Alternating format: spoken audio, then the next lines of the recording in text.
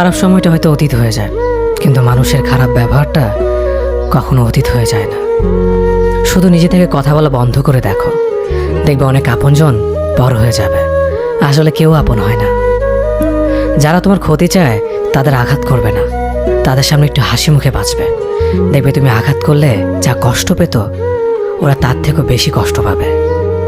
যত মিশবে ততই মানুষ চিনবে, অভিনয় যে কত প্রকার হয় তা বুঝতে পারবে। সবাইকে তোমার সত্যতা জানানোর দরকার নেই, যে যা ভাবে তা নিয়ে সমালোচনা করতে দাও। বেঈমান মানুষগুলো কখনো অপরিচিত মানুষ হয় না, খুব কাছের মানুষগুলোই বেঈমান হয়।